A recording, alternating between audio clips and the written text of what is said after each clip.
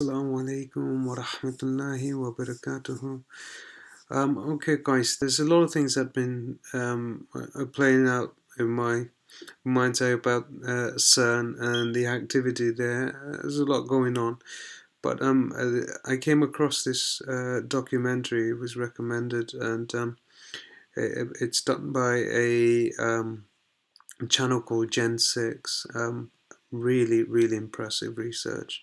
Anyway, I'll just play it for you. You can listen in on it and take what you want from it. Certainly, there's a lot of occultic references in it, but it's from my perspective, a lot of it is quite compelling. Yeah, I'll just start.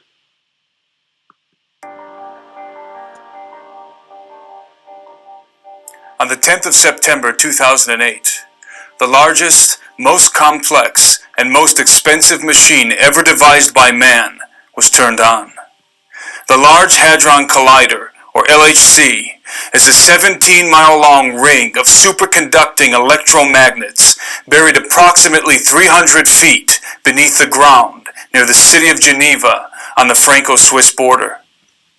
Chilled to temperatures colder than the void of outer space, and generating a magnetic field more than 100,000 times that of the Earth's, this machine accelerates proton particle beams to a velocity just under the speed of light, and then smashes them together in particle detector chambers in order to break apart the nuclei and unloose the subatomic secrets of matter.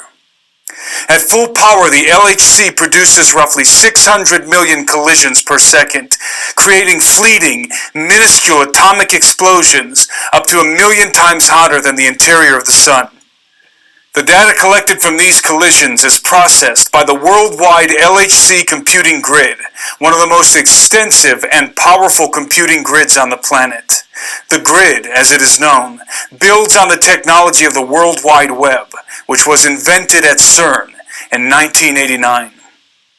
The Large Hadron Collider is the primary research instrument of the European Organization for Nuclear Research, otherwise known as CERN.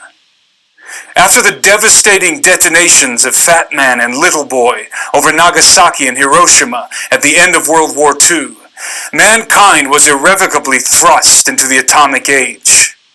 Forgive the interjection. Just want you to know that this is a biblical perspective on CERN and the occult. In accordance with the inevitability thesis, which posits that once a technology is introduced into society, what follows is the inevitable development of that technology. The scientific community, impelled by military interests around the globe, became obsessed with the idea of harnessing the power of the mighty atom and unraveling the very fabric of physical reality at the subatomic level. CERN is the largest scientific consortium in the world. Do you notice the 3 sixes in their logo? 666. Involving thousands of top physicists from 21 member states, all working in tandem to discover the fundamental elements that hold the universe together. While this admitted objective of CERN seems innocent enough, and even laudable in a sense, there are deep concerns about potential unintended consequences and probable occult intentions.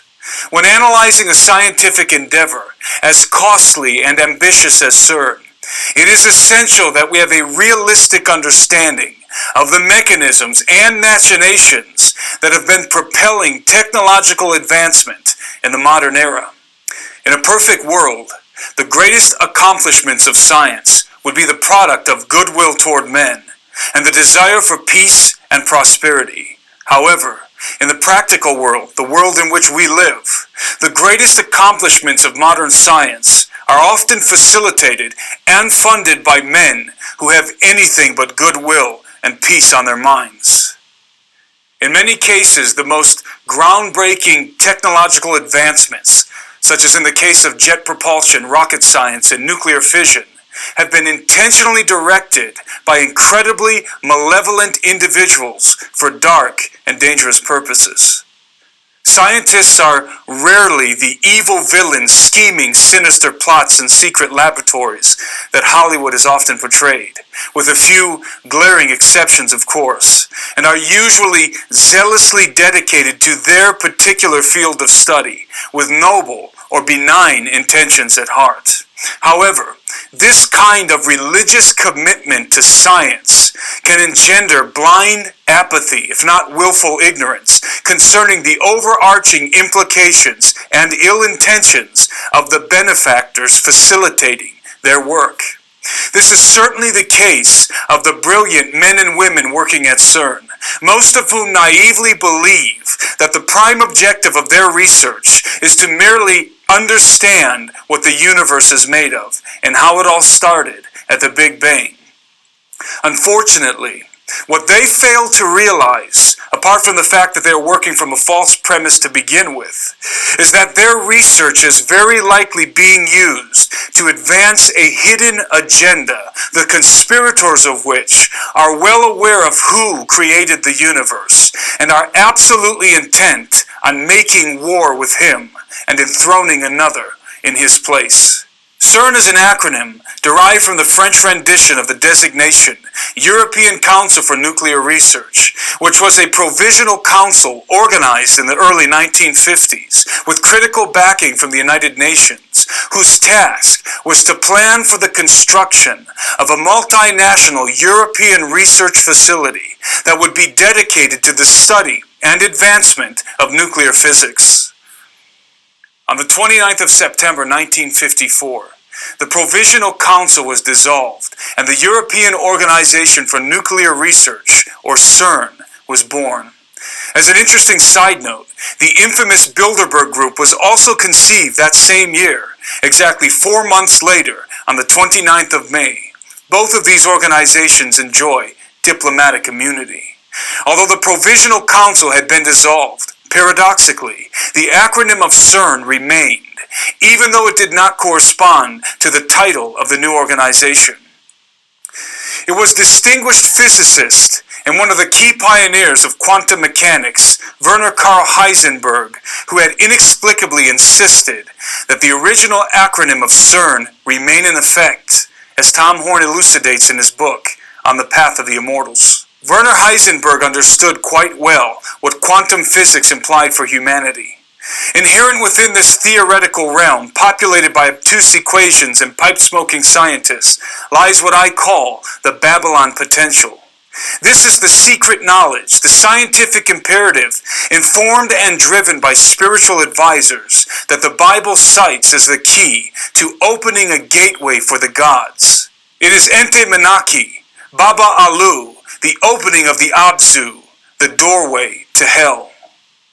Tom goes on to explain that, although Heisenberg may or may not have known it. So I believe what's been referenced here is basically the other dimension. Now we understand that dark forces, jinn, well, I guess the good and the bad, they basically, there's a parda, there's a veil, there's a dimension between them and us. This is the very fabric that has been referenced to and alluded towards, that they're trying to tear using the technology at CERN, and this is what basically is the motivation behind it, or the agenda behind it, not just to find out what certain particles are at their core. CERN is an abbreviated title for an ancient Celtic deity called Cernunnos. Cernunnos, whose name means horned one, is thought to be the god of death and rebirth and the lord of the underworld. He is often depicted with rings or torques around his stag-like horns or in his hands, which may symbolize the circle of destruction and restoration that he represents. To further concretize this idea, interesting that he mentions destruction and recreation, because I guess that reference goes to like the whole Masonic phoenix rising from the ashes, starting anew, the Ouroboros eating its tail, reinventing itself, recreating itself after having devoured itself. Cernunnos is also depicted with a ring in one hand and a snake in the other. Because of the cycle by which it sheds its skin, the snake has ever been a mystical motif of death and rebirth, destruction and restoration. In a reverse. And this reference again, the horse slash and burn technique, kind of applies to all these micro and macro models of the Hegelian dialectic, where they have the thesis and the antithesis clash, and then what transpires is basically their agenda at the end of it. And in most cases, it's at the behest of the two opposing forces. In other words, the destruction of the two opposing forces. First esoteric adaptation, the rings of the Large Hadron Collider could be representative of the rings of Cernunnos, and by further associative interpretation, may very well reveal CERN's prime esoteric objective. I believe it does, and will address it at the end of this analysis. I understand that drawing correlations between the acronym of CERN and deities from the ancient world may seem too forced and tenuous for critical minds, and I might be inclined to agree, if CERN had not evoked such correlations first. Rather than distance themselves from associations with arcane pagan deities, the directors of CERN welcomed and even celebrated the placement of a very unscientific icon in the courtyard of their main facilities. On the 18th of June 2004, a 2-meter-high statue, bequeathed by the representatives of India's Department of Atomic Energy, was ceremoniously unveiled at CERN. It was a statue of the Hindu god Shiva, engaged in the Nataraja, the cosmic dance of destruction. Shiva is one of 3 members. Recently, a video surfaced online where they were giving out a ritual, acting out the ritual sacrifice around this particular statue of Shiva at CERN. There was a bit of a hoo-ha, the papers covered it a bit. What was questionable is how could half a dozen or more individuals dressed up in ritualistic regalia gain access to a high security billion-dollar setup such as CERN and actually enact whether it was a false or a actual ritual sacrifice or not. How did they have access to the facility in order to do that? Of the Trimurti, the Hindu Trinity, in which the cosmic functions of creation, preservation, and destruction. Now, the Trinity again, that plays a big role in the occult. Over here, they're referring to creation, preservation, and destruction, and 3 different gods. Taking on board any of the nonsense, but this trilogy kind of thing, again, it plays out. It's the same thing. Shaitan Lanatullah, there's nothing original about this fool, and he basically creates the same kind of religions, just they're basically sugar-coated with a different story in different regions and different locations, and then somehow infiltrated into the religious doctrines of the masses in that geographical location, whatever that is in the world historically. But there's a very common theme to it in all these other false religions. You can see the grubby fingerprints of Shaitan Lanatullah all over it. Are personified in the forms of Brahma the Creator. Now, do you see like the third eye over here, right? Which is a vesica Pisces, by the way, and the snake representing again the pineal gland. This will play into like the Antichrist again. You know, the religion about the whole chakra, and then the pineal gland. Again, that's another common thread between all these kind of spiritual religions, whether it's Buddhism or the other religions that we've discussed. Vishnu the Preserver and Shiva the Destroyer, who is also known as the Transformer. And Shiva seems to be at least a significant symbol for this particular time and era, in the sense that you'll see it that they actually projected her this symbol on to the Empire State Building in New York at some point. Google it and search it, you'll find that for whatever reason, and it's a very scary symbol, a dark black face with a tongue hanging out. You've got Miley Cyrus or someone like that. I think someone drew my attention to her. She's apparently a pop culture queen. There's a huge demographic that follows her, and she's been enacting the kind of image of Shiva, and then we've seen that in one of the other, I think it's an iPad goat, which is a very, very symbolic animation done and released a while ago, which basically shows again this false deity dancing in the backdrop of a nuclear war happening. And this false deity symbolizes destruction, by the way. So it seems like this image and symbol has been peddled a lot, especially whilst around CERN and where World War III is concerned. It is important to understand that in Hindu mythology, Lord Shiva destroys the world in order to renew, restore, and reconstitute it. A commemorative plaque positioned next to the likeness of the dancing Shiva emblazons a quote from Austrian-born American physicist Fritjof Capra. It reads, in part, "Hundreds of years ago, Indian artists created visual images of dancing Shivas in a beautiful series of bronzes. In our time, physicists have used the most advanced technology to portray the patterns of the cosmic dance. The metaphor of the cosmic dance thus unifies ancient mythology, religious art, and modern physics." Think about this, says Steve Quayle in his book True Legends. A symbolic statue of what might be a fallen angel who promises to destroy things as we know them now and rebuild a new, improved universe, with a plaque basically saying the facility will be trying to unify mythology, religion, and physics.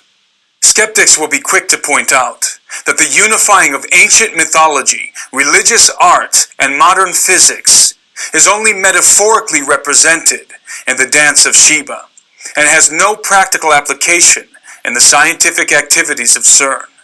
Again, I might be inclined to agree, except for the fact that CERN has been deliberately encouraging the coalescence of mythology, art, and physics in very bizarre ways.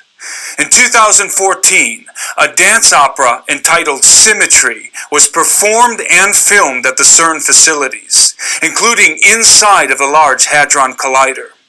Directed by filmmaker Ruben Van Leer and featuring the voice of American soprano Claren McFadden, Symmetry was a collaborative project involving not only choreographers and dancers from the production team, but many of CERN's own scientists.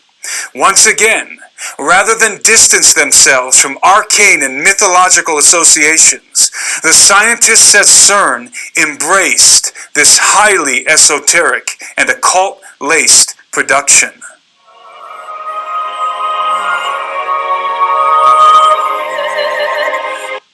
Okay, by the way, Lucas basically means the bearer of light, and the bearer of light is, again, if you study Prometheus as a lesser god in occult religions as well as mystery religions, you'll find that this god represents someone who brought light and fire, which is to mankind, and illuminated mankind. And that nonsense gets peddled a lot. You'll see that quite often everywhere. Again, Lucifer, they call him Lali, the light bearer. Okay, and you'll find then you've got the Statue of Liberty with the light you'll see in the Olympics, where they run with this torch with a flame on it and a light, And again, that flame that they represent, don't forget the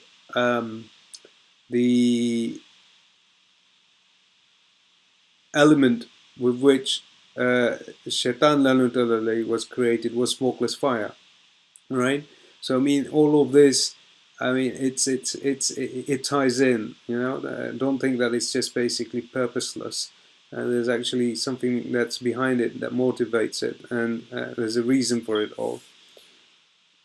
Study Prometheus if you feel inclined that way. You'll see exactly what the story is behind this false deity and why Lucas and Lucas Charity and all sorts of other. Even when you see movies like George Lucas and all this stuff, it's obviously there's a lot of subliminal messaging going on there.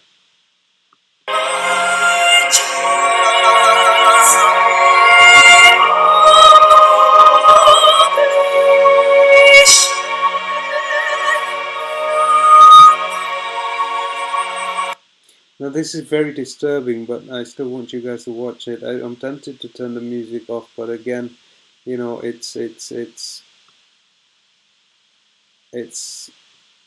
a lesser of well, let's just I'll just play it, and if you feel like muting it, then please by all means do so.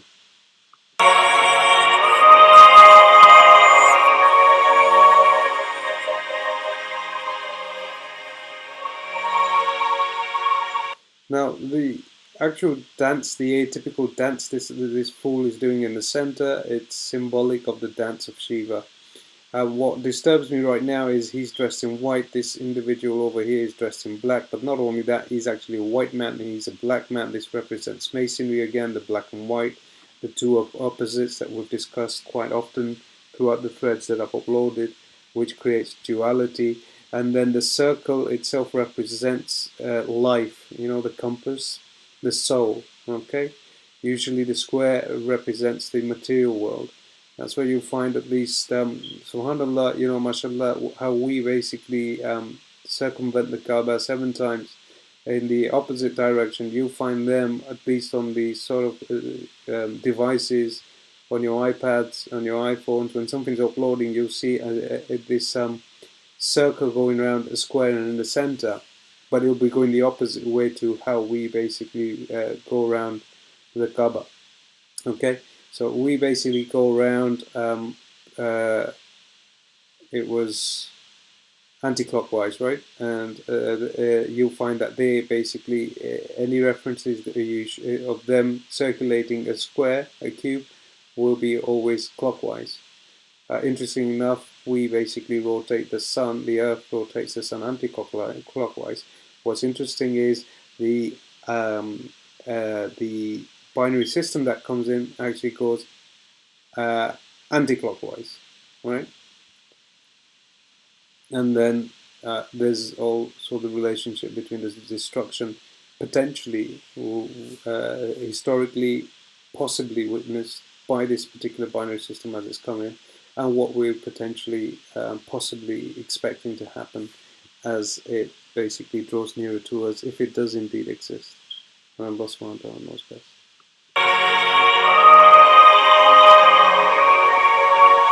Okay, let me forward that, and we'll see that coming. Okay, it's gone. Now it's back again. Okay, we'll just One could spend hours breaking down all of the deliberate esoteric insinuations. Sorry about that. I wasn't aware that something like that was going to come up. I've seen slight bits of it, but I've not seen the full version. In the trailer for the film alone. But in the interest of time, let me just point out one of the more obvious details. The name of the film's protagonist is Lucas, which also happens to be the actual name of the Slovakian dancer and choreographer who plays him. Without plunging too deeply into etymological roots, the name Lucas means bringer of light. There you go. He's kind of covering the same thing now. And is in fact a derivation of the Latin term Lucifer. Of course, all of this could be purely coincidental. And you understand what Lucifer means, right? Lucifer is Shaitan Lanutala'i. And again, also it means, which this gentleman over here has missed out, is Prometheus, the light bearer. But given the overtly esoteric nature of the film, it is highly unlikely that the name of the main character is a consequence of happenstance, regardless of the filmmaker's intention. The truth is that the occult, art, and science have always been fundamentally entwined. The natural synthesis or symmetry that binds them is perhaps best illustrated in one man, Sir Francis Bacon. Bacon, who is widely considered to be the father of modern science and the primary proponent of the scientific method, which is the very underpinning of CERN, was himself an occultist, artist, and scientist. In fact, there is reason to believe that Francis Bacon is the true face behind the dubious mask of William Shakespeare. There is, in truth, no incongruity between the material and the metaphysical world, the physical and the spiritual. They are merely two sides of the same coin, both essential parts of the whole.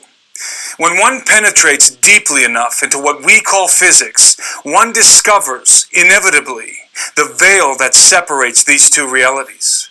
Occultists have always been aware of this fact. Even to Francis Bacon and his scientific contemporaries, many of whom were members of the mystery schools, deciphering the mechanisms of the material world was but the means to a far more important objective: to make contact with the entities lurking on the other side of the veil. This veil is often described as a dimensional doorway that allows access into realms beyond the perceivable world. The concept of unperceivable dimensions existing essentially in the same space we physically occupy is not only very probable, but also very widely accepted in the scientific community. Many top physicists... SubhanAllah, this, as I understand it, this is no different than a narrative that Islam holds, that jinn basically exist in the same plane but in a different dimension, right? So there's a parda between us and them. Are quietly hoping that the proton collisions happening at the Large Hadron Collider will puncture the fabric of our four-dimensional confine and allow us to peek through the keyhole, as it were, into another dimension or alternate universe. Some physicists have not been so quiet about this very real possibility. During a press briefing in 2009, Sergio Bertolucci, Director for Research and Scientific Computing at CERN, made the following curious statement. The Large Hadron Collider could open a doorway to an extra dimension, and out of this door might come something, or we might send something through it. There is no question that the scientists working at CERN hope to open a dimensional doorway. The real question is, what is the something that might come through when they do?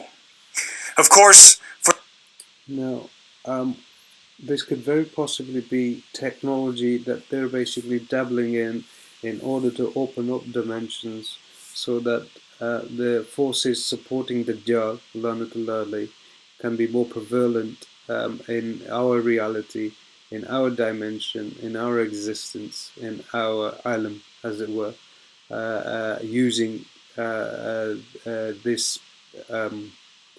particular technology in order to pierce through these dimensions. Allah subhanahu wa ta'ala knows best, but I mean the research is very, very, very interesting, to say the least, and what it alludes to. For the particle physicist, the answer is simple. They hope to discover new particles that might exist on alternate dimensional planes.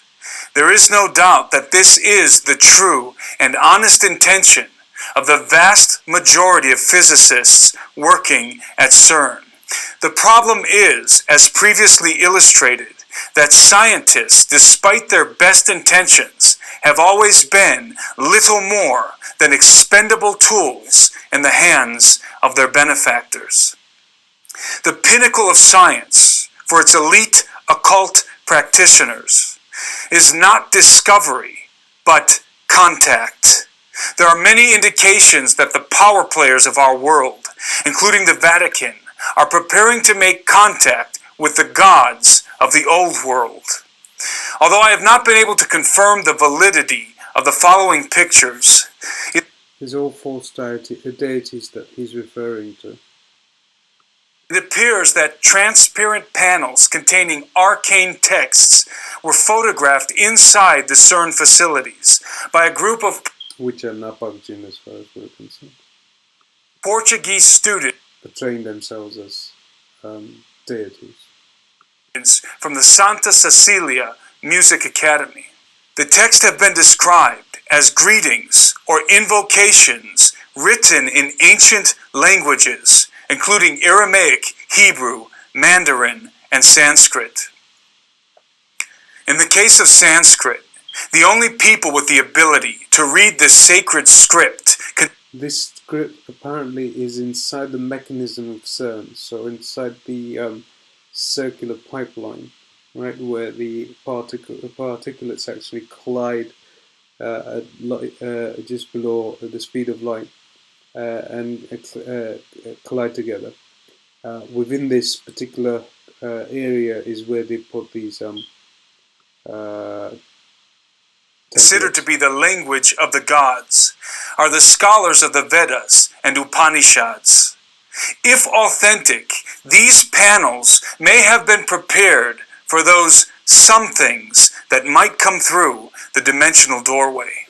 Now, the Upanishads and the Vedas are basically Hindu text, and it's not just any old text, it's very old text. It actually goes back to around about 5,000 years. So interesting enough, in the Vedas there's a lot of mention about these almost extraterrestrial beings with the ability of flight and these contraptions, and where this cosmic fight apparently took place. So there's a lot of reference there to extraterrestrial life again, and I can very easily see that lend itself to this extraterrestrial contact that they're staging, and then maybe perhaps again, this is just a hypothesis, but certainly the research, whether that be historical documentation, whether that be comparative religious studies, or whether that would be where academia or even mainstream media, as well as popular media, are basically coercing people to the direction to. It seems like there's this whole extraterrestrial kind of agenda, and they're drawing these religious text towards that same agenda as well, that same possibility that's what's being referred to in their text, is these extraterrestrial benevolent beings.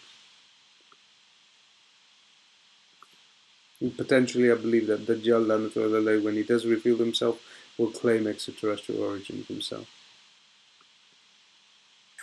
It may seem to those unfamiliar with the theoretical realm populated by obtuse equations and pipe-smoking scientists, as Horn aptly puts it, that this analysis is nothing more than hearsay, hyperbole, and wild speculation. But as any theoretical physicist worth his salt will admit, particle physics and quantum mechanics is a world in which fact and fantasy are at times indistinguishable. When it comes to CERN and its Large Hadron Collider, there is no shortage of theoretical doomsday scenarios, many of which have not been propounded by unlearned laymen such as myself, but by some of the most esteemed scientific minds in the world. The following is a brief list of the theoretical possibilities relating to the activities of CERN, and is by no means exhaustive. Each one of these points represents either a scientific reality, or a hypothetical possibility based on incredibly complex concepts and mathematical formulas that I won't even attempt to explain or pretend to understand. Number 1, black holes. Perhaps the greatest fear among theoretical physicists concerning the LHC is that it might create uncontainable miniature black holes that could descend to the core of the planet and literally devour it from within. It is important to note that black holes are only theoretical constructs and have never been proven to exist. Black holes were first discovered as purely mathematical solutions of Einstein's field equations and are not necessary in Tesla's electric universe model. To date, black holes are science fiction. Number 2, antimatter weapons. Unlike black holes, antimatter is not theoretical. Not only can it be measured, but it is already being created and contained in the LHC, though in very small quantities for short periods of time, according to CERN. Antimatter has enormous explosive potential. A quarter gram of antimatter can produce an explosive yield equivalent to 5 kilotons of TNT. If CERN develops the capability to create and store significant amounts of antimatter, and some claim it already has, then highly destructive antimatter weapons will be developed. The advantages of antimatter bombs, for example, are very great, and that they could produce atomic-level explosions without residual nuclear fallout. Number 3, particle beam weapons. A directed beam of high-energy subatomic particles moving at extreme velocity, such as the ones produced in the LHC, is capable of obliterating matter at the molecular level. Particle beam weapons are already on the battlefield, especially in Black Ops warfare, and the research of CERN will certainly expand and refine their military application. Number 4, time distortion and stargates. It has been suggested that by colliding heavier subatomic particles, such as lead ions, which CERN will soon be doing, space and time could be distorted, creating what Einstein called a Rosen bridge or stargate, which is basically a wormhole between two different locations, dimensions, or periods of time. It has also been suggested that such distortions in the space-time continuum could lead to what has been referred to as the Groundhog Day effect, in which time folds back on itself, allowing manipulation of the past. Number 5, DNA sequencing and artificial synthesis. Since it is a fact that the Synchrotron Collider at Berkeley and Walnut Creek, California, was used to help sequence human DNA for the Human Genome Project, it is certainly feasible that the Large Hadron Collider could also be employed in a similar way, but with much more precise results. There is evidence to suggest that artificial human or human hybrid genomes have already been synthesized at collider facilities, including CERN. Number 6, strangelets. Produced from a quark-gluon plasma soup, sometimes generated after high-energy particle collisions, strangelets are the most explosive substance in the known universe, and according to theoretical physicists, were responsible for the explosion at the so-called Big Bang. Contrary to popular belief, strangelets are not theoretical, but have been confirmed to exist at the Brookhaven National Laboratory located on Long Island, New York, where physicists working with the Relativistic Heavy Ion Collider, or RHIC, are attempting not only to produce strangelets, but to contain them. The potential gains of this endeavor for the military-industrial complex are self-evident. Because the LHC is a much higher energy collider than the RHIC, strangelet production and containment is even more feasible at CERN. In light of this information, it should give everyone watching this analysis pause when confronted with the fact that China is even now preparing to construct a super collider twice the size of the one at CERN. There can be no doubt that in the best case scenario, the world is about to witness the most dangerous and potentially deadliest arms race in human history. However, there is something percolating in occult shadows behind the scenes that is even more disturbing than a super collider arms race. When the sum of possibilities is considered, what we have at CERN ultimately is the potential to develop weapons for waging war with enemies far more powerful than mere human beings. This is the Babylon potential to which Tom Horn refers, the ability to open the forbidden gates of the gods and make war with the hosts of heaven. Forbidden gates of the gods, again, they're false deities, and not even false deities, but Napak Jinn posing throughout different eras and different times historically as false deities, false gods, and the dimension that they're trying to tear through is the one that Allah subhanahu wa ta'ala has created between them and Insan. As was likely Nimrod's objective in the plains of Shinar. And this leads me full circle to what I Interesting enough, he made mention of Namrud over there. believe to be the supreme hidden purpose of the Large Hadron Collider and CERN. Recall that the Celtic deity Cernunnos, the horned lord of the underworld, represents the cycle of death and rebirth, of destruction and restoration. I believe that the Luciferian priesthood behind the thrones of the European Union and the United Nations intend to use CERN as the key to literally open the gates of hell in order to release the gods that have been imprisoned there.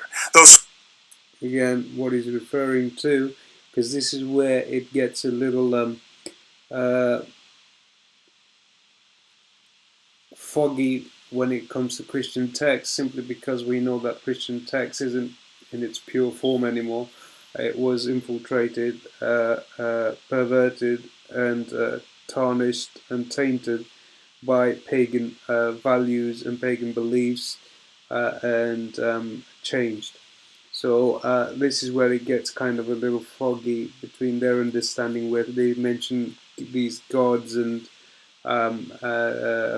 the bottomless pit. We understand that to be just another parda, another dimension, I guess, and Allah subhanahu wa ta'ala knows best.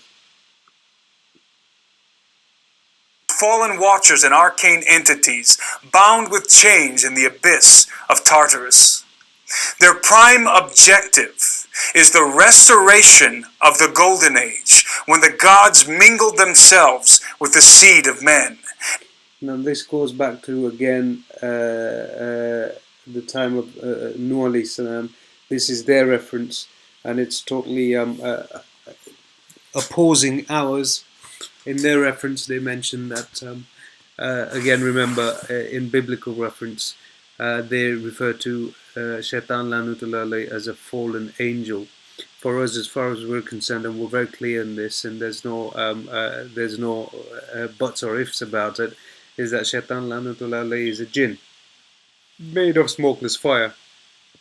There's nothing angelic about him, Lanutullah alayhi. So I mean, this is where it gets a little. There's drastic differences between us and the biblical kind of understanding. And then what Shaitan Lanatullah alayhi has done is not only fooled and lulled them through biblical references to believe that he's an angel but fallen from grace, which is not the truth and falsehood through and through. But he's not only had them believe that, but also then this whole concept of fallen angels taking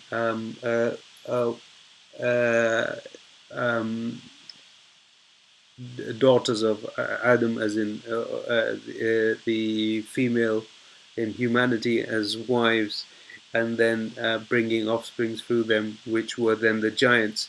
Now that's and these giants, they refer to them as Nephilim in the Christian biblical references. Now we understand that there's no such thing. Adam alayhi salam himself was actually 90 feet, 60, 90 feet tall. Allah subhanahu wa ta'ala knows best. I personally obviously don't have the ilm to tell you with accuracy what the Islamic specifics are for the height. But at any rate, we know that Allah subhanahu wa ta'ala made insan in his complete form, and Adam alayhi salam was very, very, very tall, 60 to 90 feet tall.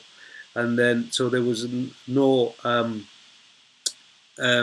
breeding between any entity and humans for the giants to have occurred. We were created from in that at that scale, right? By Allah subhanahu wa ta'ala. Allah subhanahu wa ta'ala created Adam in that scale and then sent him and Hawa alayhi salam to earth when they had kind of fallen from grace for a duration, right? As a test, and that's where our reality, as in Ibn Adam's reality, began, I guess, and the messengers and the whole silsila through the messengers, right, and guidance. But what Shaitan has done is basically reinvented himself through the ages, and at least in biblical reference, as a fallen angel. And then these fallen angels had taken the wife or the daughter of man as bride.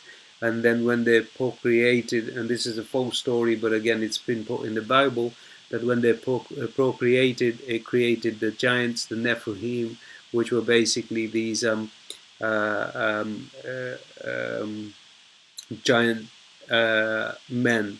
Now that certainly doesn't tally up with the Islamic correct narrative, which was that from Adam alayhi salam we were at the scale of our height. We were Adam alayhi salam was also already 90 to 60 feet tall, and then as time had basically gone by, we basically became shorter and shorter and shorter. Even the years of life, from 1,000 or so many years of a lifespan, came down to the average lifespan of the ummati of the Prophet sallallahu alaihi wasallam, which is around about 60 to 70 years, right? And even our height, obviously, which is what it is right now. So I mean that kind of reduced as time went by. Over here, the narrative is totally false and different. So naturally, this gentleman's putting his narrative of his faith forward. I just wanted to draw your attention to that and break that down. There's this whole Nephilim narrative, which I mean, I don't know if we'll ever divulge in and maybe explore further and discuss that if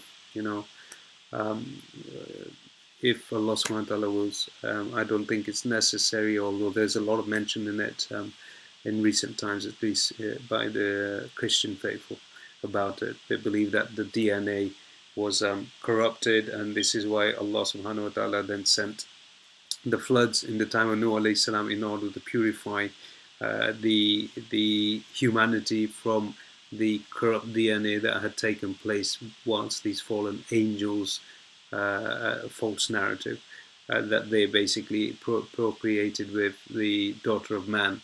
Again, for us, that's no such thing. They were just pagan in their faith.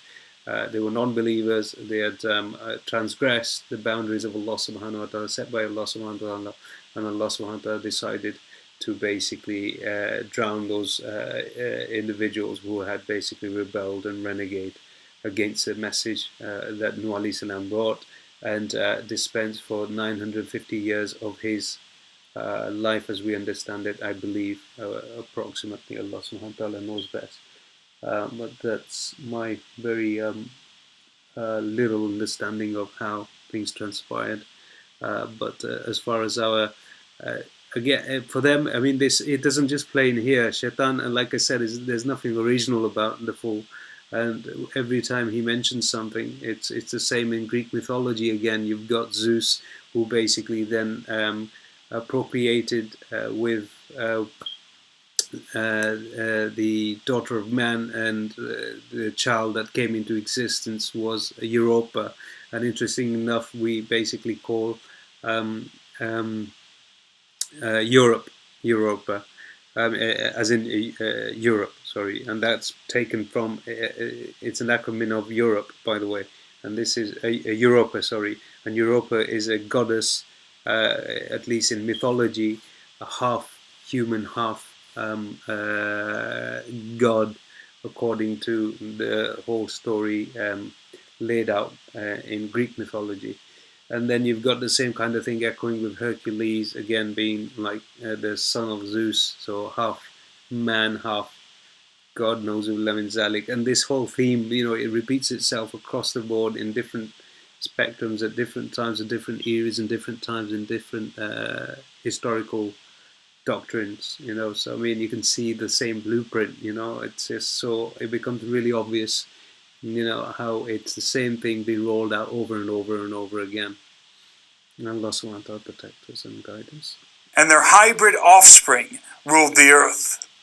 All of our research points inexorably to this grand... This is the same claim that I believe that they're going to make when Dajjal Lanatullah comes, is that we created you from the Homo erectus and we spliced our gene, DNA, with the DNA of the Homo erectus and created insan, created man, created humanity. We are your creators, and I am God. Nauzubillah min zalik, from taking any of that nonsense on board. Allahumma inni a'udhu min fitnati masih ad-dajjal.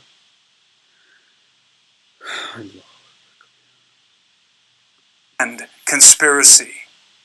It is my contention that the earth is even now being slowly terraformed via chemtrailing, HARP, and other such clandestine programs in order to reconstitute the conditions that existed on the planet before the flood of Noah, in anticipation of the hybrid race that is coming. By breaking the subatomic bonds of matter.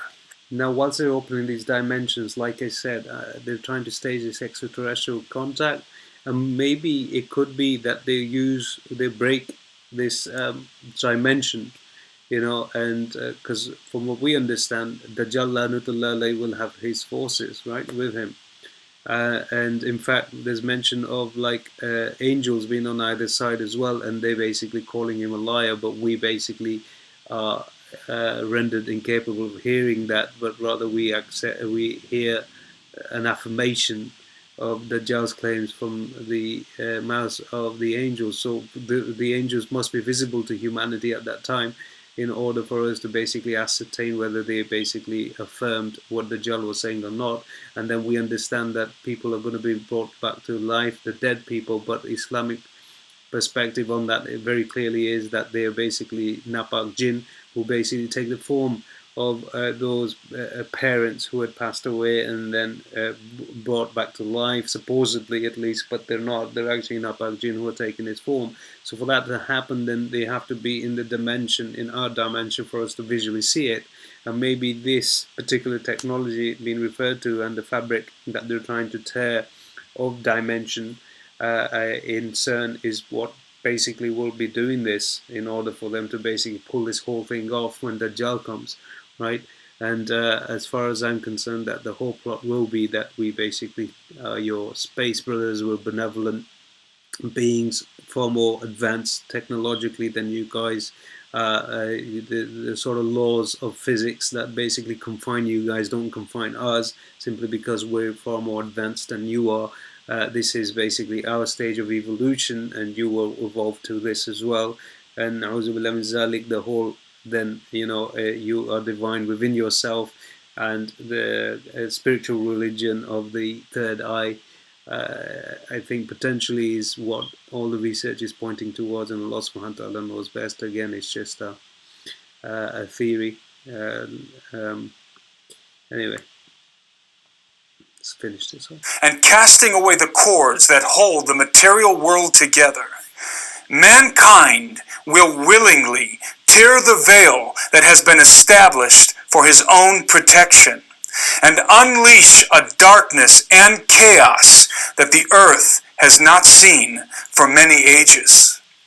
This is the master plan of the Luciferian elite, who seek to open forbidden gates and usher in the entities that will lead them in a futile war against the Lord and against his anointed. Their great hope, and that of Lucifer's, is to usurp the throne which belongs to the Son of Man, and install the man of sin and of lawlessness in his place. Okay, the Son of Man in biblical reference, just so you know, is Isa alayhi salam. The man of sin and the man of lawlessness in biblical reference is Dajjal Lanatullah alayh, the Antichrist. Why do the nations rage and the people plot a vain thing?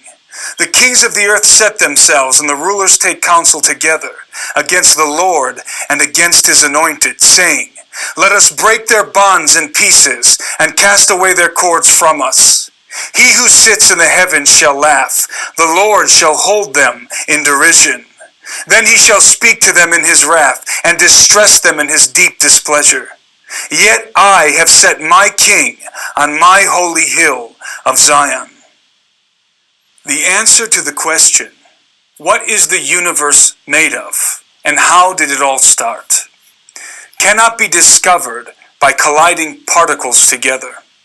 The answer lies within the pages of the Bible, but not in the first chapter of Genesis, as so many suppose, but rather in the first chapter of Colossians. He is the image of the invisible God, the first. Okay, guys, I'm going to stop at this because I'm sure you can appreciate I'm not liking the direction it's taking now. So we'll move on from here.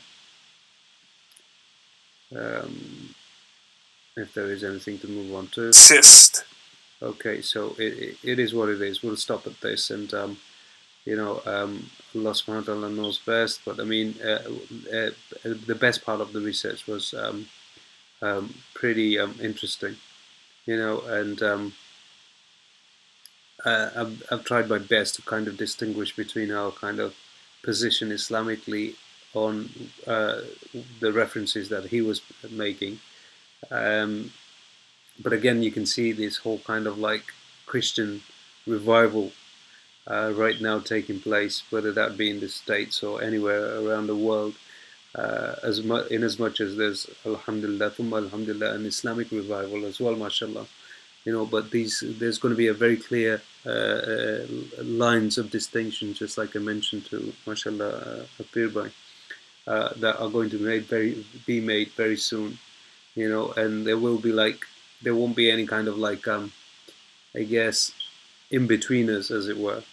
There's going to be probably 3 lines of distinction. One is the Christian faithful, the other is alhamdulillah the Muslims, okay, on the other side, and then on the third side is going to be everyone and everything else, okay, and the chances are that there's going to be a collision where at some point the Muslims are going to basically ally with the Christians to fight them.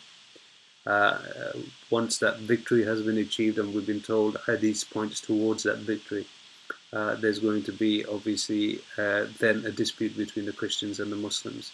I won't obviously divulge on that and how that basically pans out, but alhamdulillah, thumma alhamdulillah, Isa alayhi salam leads the Muslims, mashallah, and were alhamdulillah victorious in the end. And then I guess the rest of the stuff with Yajuj wa Majuj, and it goes on.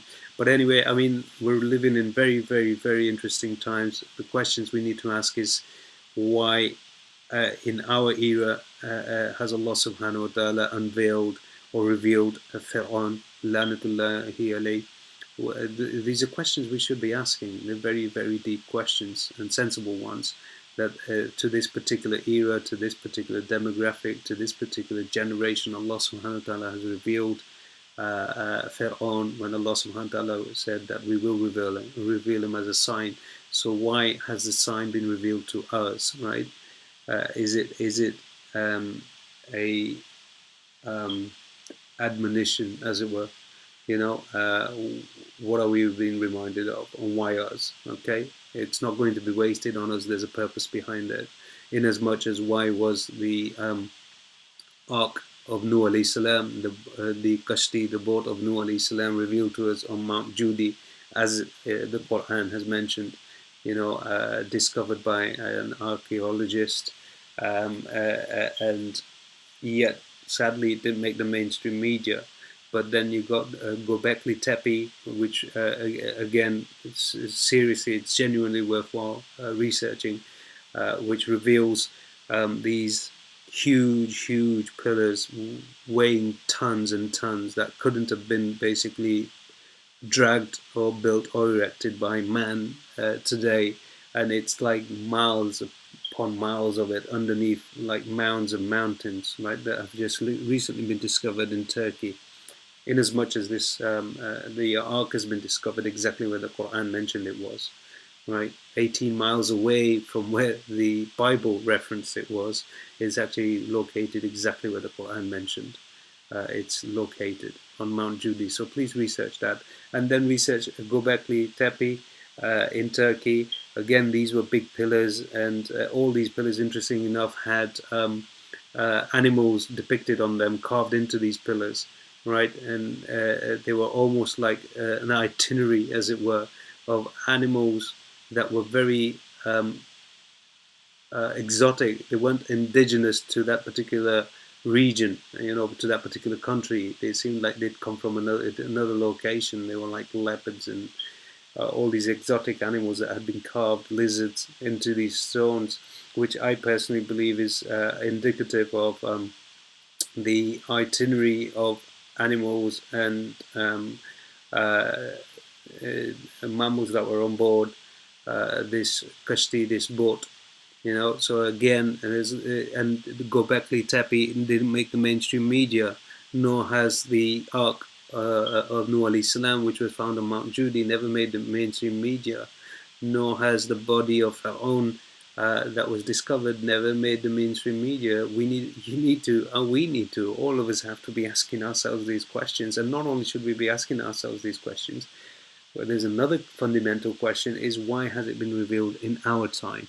Okay, and it's a sign from Allah subhanahu wa ta'ala that all of these things were truths, and the stories in the Quran that were provided is haqq, and it's directing us towards something. Not only is it basically reinforcing, should it reinforce our faith, but also it's almost like an admonition, right? A warning. And why would we be warned? We're going to need these stern warnings simply because of the fitna that's going to come in our time, in our generation, most likely. You wouldn't waste a sign upon a people unless it was meant for a purpose for them. Don't forget, generations and generations and generations have come before we came after the demise of our beloved Prophet sallallahu alaihi wasallam, yet these signs weren't revealed to them. They were revealed to our generation and the generations that have come since, right? So something potentially, it seems, it's pointing towards that probability that something is going to happen in our time. And I don't think that the fitna of Dajjal are too far away from us. A lot of people point towards it, towards this reality happening maybe in hundreds and hundreds of years to come. But the Prophet ﷺ said, and made ishara to the Sahaba radiallahu anhu, from what we understand and from what our ulama tell us, that he basically put his two fingers together and said, this is the distance between me and the Day of Judgment, the end, Qiyamah, right? And so many years have passed since, right? So, I mean, what's left between that distance? Not much at all. I'm not saying that the Day of Judgment is coming, because there's a lot to happen yet. Dajjal, Lanatullah, Imam al-Mahdi, alayhi salam, has to reveal himself, inshallah ta'ala, lead the Muslims. The Khilafah will be established again on his arrival. and then Dajjal will reveal himself, and then Isa alayhi salam will come, and then Isa alayhi salam will have his reign and they will be victorious, and then Yajuj will Majuj. But still, having said that, it's got to this. It's going to start somewhere, and potentially right now we're looking at the foundations being laid in front of us for Dajjal's arrival, and this whole one world government system. And we really need to now, mashallah, look to ourselves. The reality that we're plugged into, it's very, anything that kind of threatens that reality, the bubble, that we're in, it's almost like a comfort bubble, as we call I'd refer it to, which we're quite happy in, and if anything threatens it, then we'll quite aggressively defend it. We'll apply our intellect at its best in order to defend that particular threat, but never do we use that intellect to basically implore ourselves internally and ask the questions that we need to be asking. Is that really genuinely, am I fulfilling my purpose? What is my purpose? Which direction is my life taking? Am I basically living my life according to, what our beloved Prophet Sallallahu Alaihi Wasallam brought with himself and taught us and left with humanity? Are we living our lives according to, the wahdaniyat of Allah subhanahu wa ta'ala, and uh, um, the guidelines given to us, by the Prophet Sallallahu Alaihi Wasallam? There's many questions that we obviously need to be asking ourselves and changing our lives according to that, subhanAllah.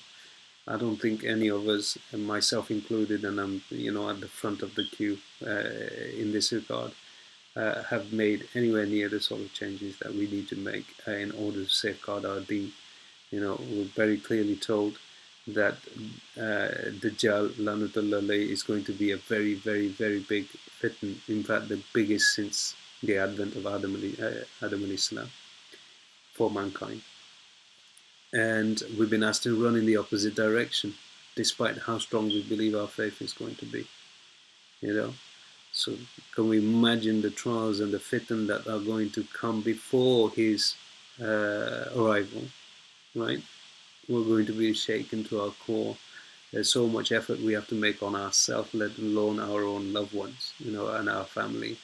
They say when Dajjal comes that, men will have to tie their women folk to chairs in order to safeguard their deen and their iman. Allah subhanahu wa ta'ala knows best, what will come of us, what will come of me. So we need to turn to Allah subhanahu wa ta'ala. I certainly don't want to be like the harbinger of bad news. I know this is a very sobering topic, but look at what's happening around us. Look at what we've just watched and what potentially is being done at CERN, right? And what they're trying to invoke and bring into our reality from a different dimension. Allah subhanahu wa ta'ala, these are very dark forces with very dark intentions, and you're seeing things playing out, and those forces are allied with Shaitan Lanatullah, working as his minions here within, our reality, the reality of, insan.